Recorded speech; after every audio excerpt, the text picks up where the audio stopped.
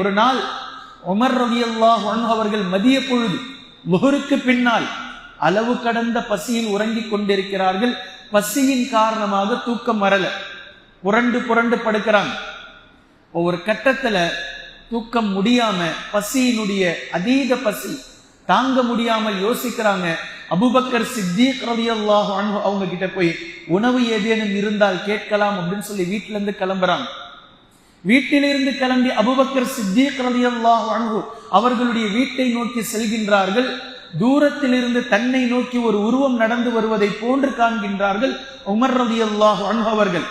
Abu Bakr Siddique ரலியல்லாஹு அன்ஹு அவர்கள் நடந்து வராங்க. உமர் ரலியல்லாஹு அன்ஹு அவர்கள் தன்னுடைய நிலையை அபூபக்கர் சித்தீக் ரலியல்லாஹு அன்ஹு அவர்களிடத்தில் சொல்லி தன்னுடைய மேலாடையை எடுத்து காட்டுகின்றார்கள். ஈர துணியை நனைத்து ஒரு கல்லை வைத்து கட்டியிருக்கிறார்கள். உமர் ரலியல்லாஹு அன்ஹு அவர்கள் கடுமையான பசி தாங்க முடியல, உங்களிடத்தில் ஏதேனும் உணவு இருந்தால் கேட்டு வாங்கி சாப்பிடலாம் என்று நான் வந்து கொண்டிருக்கிறேன்.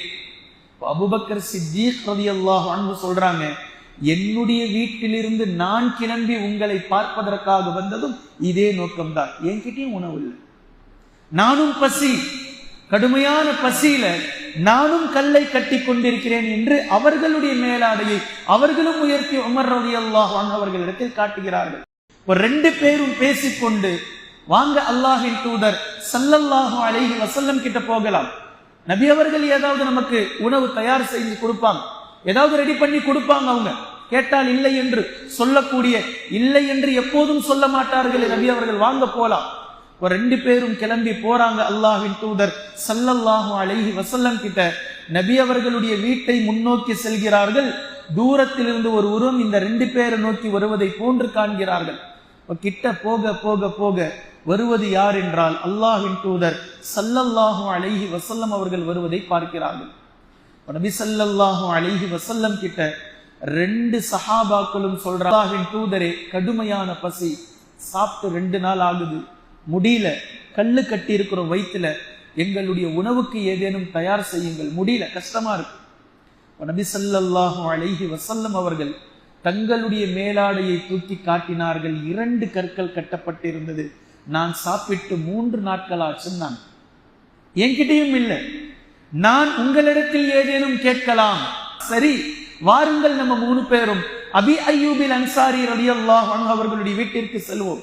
அபி அய்யூபில் அன்சாரி ரலியல்லாஹு அன்ஹு அவர்கள் மதீனத்து மக்களில் கொஞ்சம் செல்வந்தர்கள்.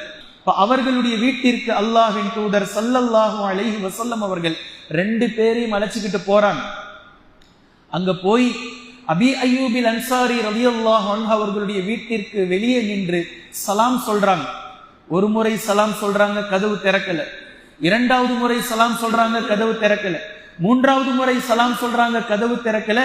வேறு வழி இல்லை என்று திரும்புறாங்க. 3 முறை சலாம் சொல்லி ஒரு வீட்டு திறக்கல அப்படின்னா சொன்னா அந்த வீட்டிலிருந்து கிளம்பி விடுவது.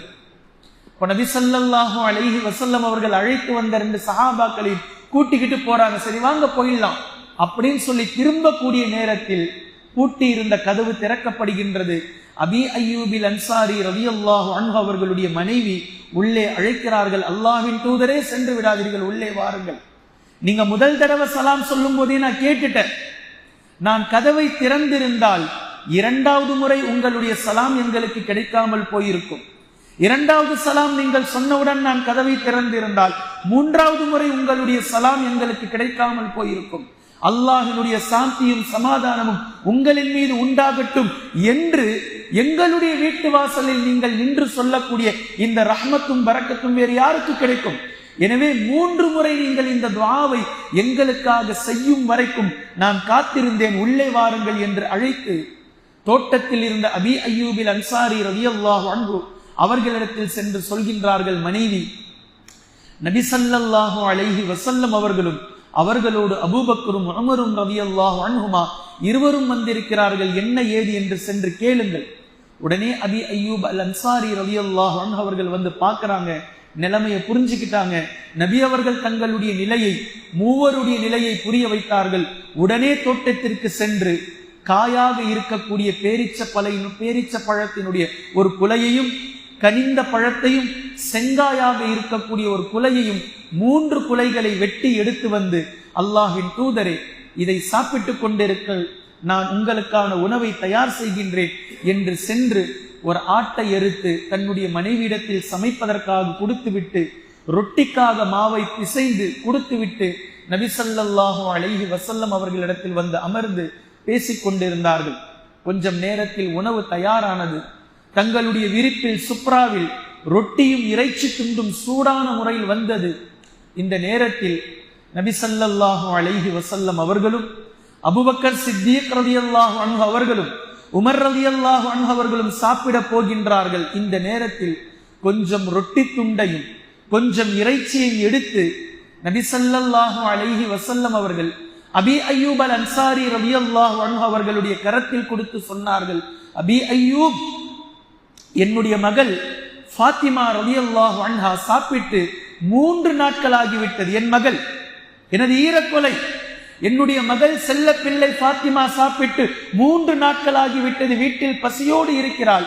சென்று இதை கொஞ்சம் கொடுத்து விட்டு வாருங்கள் என்று அனுப்பியதற்கு பின்னால் மூவரும் சாப்பிடுவதற்காக உணவில் கையை வைக்கிறார்கள். அந்த நேரம், உமரே, இந்த உணவை நன்கு நினைவில் வைத்துக் கொள்ளுங்கள்.